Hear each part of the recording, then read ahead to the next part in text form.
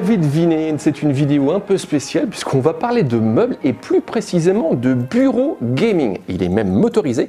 Il est signé Thermaltake. Alors je vous l'ai mis en gros, il s'appelle le Level 20 RGB Battle Station Gaming. Il est disponible depuis un petit moment sur le site du constructeur. Il est facturé 1200 €, donc on est vraiment sur un produit haut de gamme. Ça vise un marché de niche. Alors ce que je vous propose au niveau de cette petite vidéo, c'est qu'on fasse un tour d'horizon de ses principales caractéristiques puisqu'on va voir un panneau de commande qui va nous permettre de gérer sa hauteur. On a également un moteur qui est capable de supporter jusqu'à 150 kg, donc là il y a vraiment de quoi faire. Vous avez vu, je suis même capable de m'asseoir dessus, ça lui pose pas de souci. On a un large plateau, on a également, on va le voir, un tapis de souris qui va occuper quasiment tout l'espace, différentes orifices pour le passage du câble, un câble management assez évolué. Bon, bref, petit tour d'horizon de tout ceci et on finira la vidéo, je vous donnerai mon ressenti par rapport à ce positionnement tarifaire et surtout par rapport à l'esprit en fin de compte. C'est qu'est-ce que recherche véritablement Thermaltake, enfin du moins à mes yeux. Allez, c'est parti.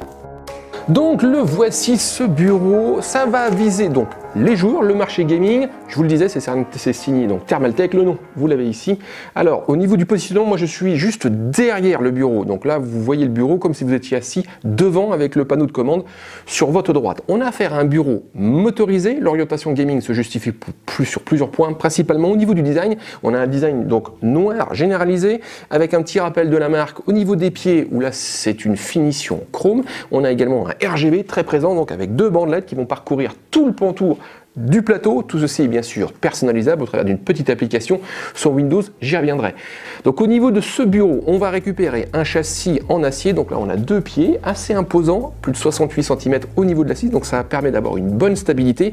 Par contre, lorsque le bureau est à sa hauteur maximale, donc 110 cm, on a un léger tangage, je dis bien léger, c'est-à-dire qu'en fin de compte le bureau bouge un petit peu, voilà, de droite à gauche. Cette version motorisée permet de gérer jusqu'à 150 kg. Donc là, il y a vraiment de quoi faire, vous l'avez vu, je le disais tout à l'heure au niveau de l'introduction. Donc là, j'ai installé une unité centrale, j'ai un écran, on peut rajouter une imprimante, ça pose pas de souci. On peut également mettre plusieurs périphériques, donc là j'ai un clavier, une souris, on peut rajouter aussi des enceintes, voire même un double système d'écran.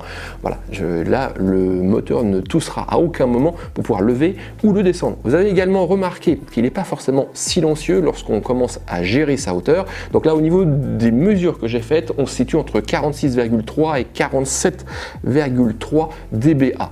Donc là, c'est juste dans ces phases de gestion. Tout ceci se fait par rapport à un panneau de commande que vous avez à l'avant sur le côté droit. Donc il se constitue de deux touches fléchées, une vers le bas, une vers le haut, donc pour le monter ou le descendre. Et on a également 4 touches numérotées. Ça nous permet d'enregistrer des profils pour gérer. Donc si par exemple il y a deux utilisateurs, vous pouvez gérer une position basse et une position haute pour pouvoir jouer soit assis ou encore debout. Le plateau alors offre une vaste surface de travail. Au niveau des dimensions, alors que je ne me trompe pas, on est sur 165 cm par 75 cm au niveau de la profondeur. Et au niveau de l'épaisseur, on est sur 3 cm. Il s'accompagne ici, donc je vous le disais, d'un tapis de souris. Alors le tapis de souris est dit extra large, puisqu'il va occuper quasiment toute la surface. Il laisse juste apercevoir la bande laine. Il est d'une couleur noire, c'est un tapis qui est en tissu. On a même au niveau de son périphérique donc du brodé.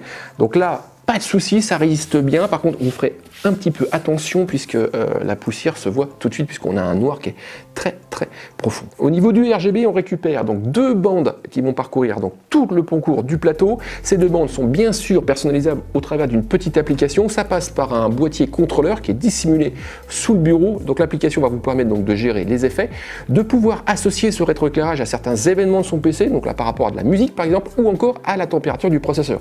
Par contre, au niveau de cette association à des événements, ça reste assez limité. Ça serait quand même pas mal d'avoir ça par exemple avec une ambiance de film ou lors d'une partie de jeux vidéo. Ce rétroéclairage participe également à vraiment transformer l'atmosphère générale de la pièce et c'est peut-être là où Thermaltake se différencie et positionne son bureau en fin de compte, puisque ça va vraiment, je vous le disais, au niveau de son positionnement, donc 1200 € s'adresser à un marché de niche et surtout à des joueurs passionnés, à des amateurs avertis qui souhaitent se différencier et qui souhaitent retrouver une atmosphère très particulière au travers donc, du gaming. Il profite également donc au niveau de son équipement. On a vu, on a donc le panneau de commande, on a également un câble management assez évolué. Donc sur le plateau, on a 3 ouvertures qui vont permettre de passer le câblage et surtout de tout cacher, donc de relier par exemple le moniteur au PC, tout ça en interne. On se retrouve avec un bureau où il n'y a aucun câble qui vient traîner et on peut faire le tour sans risque de s'en mêler ou de faire tomber du matériel. Donc là, gros point. Et le câble management prend naissance en dessous avec donc une large rigole en métal qui va accueillir donc tout le surplus de câbles. On peut également y loger une multiprise pour en fin de compte résumer l'ensemble à un seul câble à brancher en extérieur. Petite remarque au niveau du RGB, alors là c'est un petit peu laborieux parce qu'il y a beaucoup de choses à connecter. Les 2 bandes LED ont 2 faisceaux. Ça fait 4 faisceaux au total. 2 d'entre eux sont à connecter au boîtier RGB. Et ce boîtier RGB demande également 2 connexions au niveau d'un câble USB qu'on viendra brancher sur, cette fois-ci, le boîtier, enfin sur son PC, pour que l'ensemble puisse fonctionner. Là, ça utilise un classique port USB 2.0. Ça évite, alors si c'est un petit peu laborieux, ça évite quand même une alimentation indépendante pour le boîtier. Et à ça, il faut prévoir également l'alimentation du moteur du bureau. Donc ce Level 20 RGB Battle Station Desk est disponible sur le site de Thermaltake. Je vous le disais, 1189 € annoncé, donc c'est vraiment un tarif très haut de gamme, ça vise un marché de niche.